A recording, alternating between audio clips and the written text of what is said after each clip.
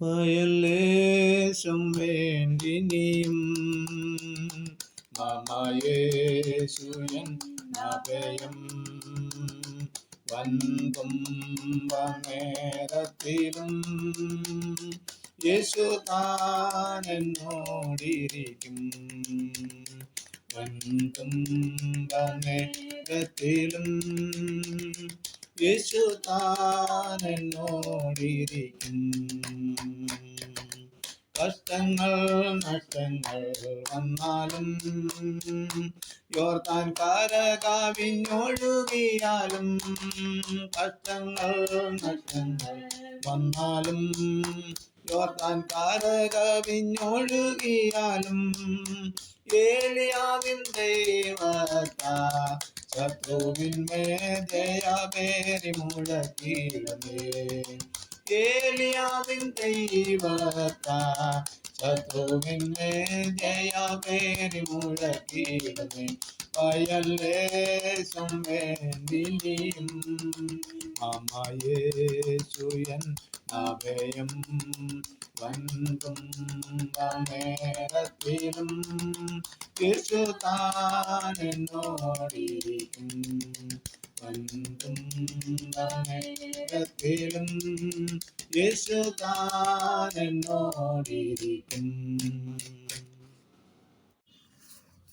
കർത്താവായ യേശു ക്രിസ്തുവിൻ്റെ നിസ്തുല്യ നാമത്തിൽ എല്ലാ പ്രിയ ശ്രോതാക്കൾക്കും ക്രിസ്തീയ വന്ദനം അറിയിക്കുകയാണ്. ഇന്നത്തെ നമ്മുടെ ചിന്തയ്ക്കായിട്ട് 2 രാജാക്കന്മാരുടെ പുസ്തകം 2-ാം അധ്യായം അതിൻ്റെ 14-ാം വാക്യത്തിൻ്റെ അവസാന വാക്യത്തിൽ ഏലിയാവിൻ്റെ ദൈവം എവിടെ എന്ന് ചോദിക്കുന്ന ഒരു ചോദ്യം, എലീശ ചോദിക്കുന്ന ഒരു ചോദ്യമാണ് അവിടെ പ്രസ്താവിച്ചിരിക്കുന്നത്. ഇതിൻ്റെ പശ്ചാത്തലം നമുക്കെല്ലാവർക്കും അറിയാം. ഏലിയ പ്രവാചകൻ്റെ ശിഷ്യനായി കൂടെ നടന്ന് യോർദാൻ നദി കടക്കേണ്ടി വന്ന സമയത്ത് ഏലിയാവ് തൻ്റെ പുതപ്പെടുത്തടിച്ച് നദിയെ 2ആയിട്ട് വിഭാഗിച്ച് അവർ രണ്ടുപേരും മറുകര കടന്നതിന് ശേഷം അഗ്നിരഥങ്ങളും അഗ്നിയശ്വങ്ങളും വന്ന് ഏലിയാവിനെ സ്വർഗത്തിലേക്ക് എടുക്കപ്പെട്ടതിന് ശേഷം എലീശ മടങ്ങി വരുന്ന സമയത്ത് യോർദാൻ പഴയ അവസ്ഥയിൽ ആയിരുന്നു. ഏലിയാവിൽ നിന്ന് വീണ പുതപ്പ് എലീശ എടുത്തിട്ട് ആ നദിയെ അടിച്ചിട്ട് ചോദിച്ച ചോദ്യമാണ് ഏലിയാവിൻ്റെ ദൈവം എവിടെയെന്ന്. വിശ്വാസത്താൽ ആ പ്രഖ്യാപനവും അടിയും എല്ലാം നടന്നപ്പോൾ പഴയ പോലെ തന്നെ ആ നദി 2ആയിട്ട് വിഭാഗിച്ച് എലീശ മറുകര കടക്കുവാനിടയായി തീർന്നു. സംഭവം അത് ഞാൻ വിശദമായിട്ട് വിവരിക്കുന്നില്ല.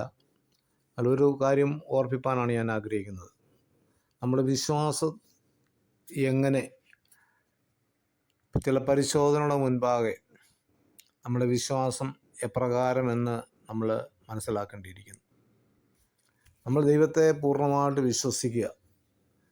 അത് കാരണം ദൈവത്തിന് ഏത് പ്രവൃത്തിയും ചെയ്യുവാൻ തക്കണം ദൈവത്തിന് കഴിവുണ്ട്. ദൈവം അത് ചെയ്യുകയും ചെയ്യും. എന്നാൽ പല സന്ദർഭങ്ങളിലും ദൈവത്തിന് പ്രവർത്തിപ്പാൻ തടസ്സമായിരിക്കുന്നത് നമ്മുടെ വിശ്വാസക്കുറവ് കൊണ്ടാണ് എന്ന് നാം അറിയാതെ ഇരിക്കരുത്.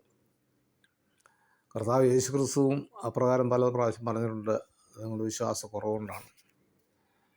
നമുക്ക് ലഭിക്കുന്ന ഏത് വിഷയമായിരുന്നാലും കർത്താവ് നമ്മളോട് പറയുന്നത് പോലെ ചെയ്യുന്നെങ്കിൽ നാം ആ വിഷയത്തിലൊക്കെയും വിജയാളികളായി തീരുവാൻ കൊണ്ടേ തീരും.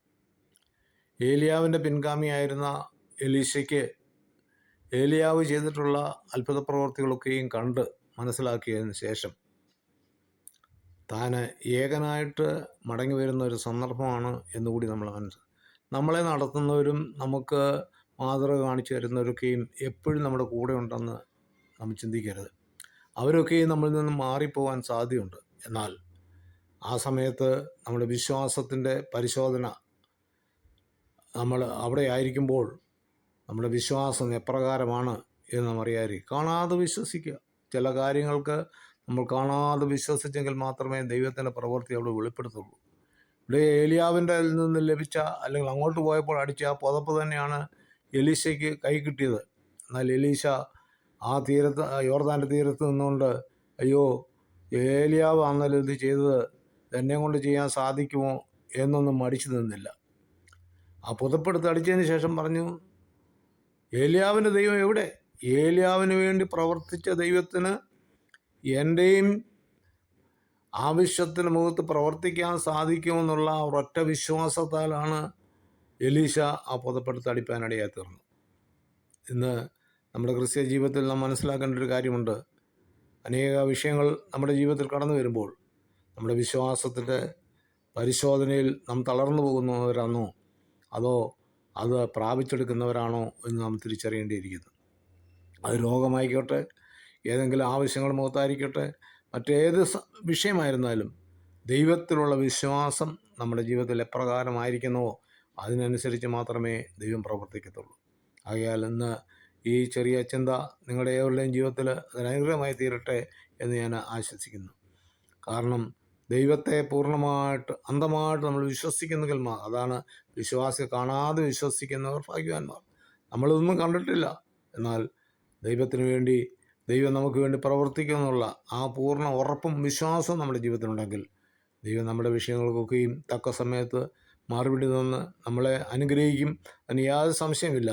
ആയാൽ ആ ഏലിയാവിൽ നിന്ന് ലഭിച്ച പുതപ്പിൽ ലഭിച്ച എലീശ വിശ്വാസത്താൽ യോർദാനെ അടിച്ചപ്പോൾ അത് രണ്ടായിട്ട് പിളർന്ന പ്രകാരം നമ്മുടെയും നമ്മളെ നടത്തിയവർ, അല്ലെങ്കിൽ അത്ഭുതങ്ങൾ കാണിച്ചവർ, വീര്യപ്രവർത്തി ചെയ്തവർ, അവരൊക്കെയും നമ്മളിൽ നിന്ന് മാറിപ്പോകുമ്പോഴും നമ്മുടെ വിശ്വാസത്തിൻ്റെ അളവ് കുറഞ്ഞു പോകാനിടയാതെ അത് വർദ്ധിച്ചു വരുന്നവരായിരിക്കാൻ ദൈവമായ കർത്താവ് നമ്മുടെ ജീവിതം സഹായിക്കട്ടെ. അതിനുവേണ്ടി ഏൽപ്പിച്ചു കൊടുക്കാം. ദൈവമായ കർത്താവ് ചെറിയ ചിന്തയാൽ നമ്മളെ അനുഗ്രഹിക്കുമാറാകട്ടെ.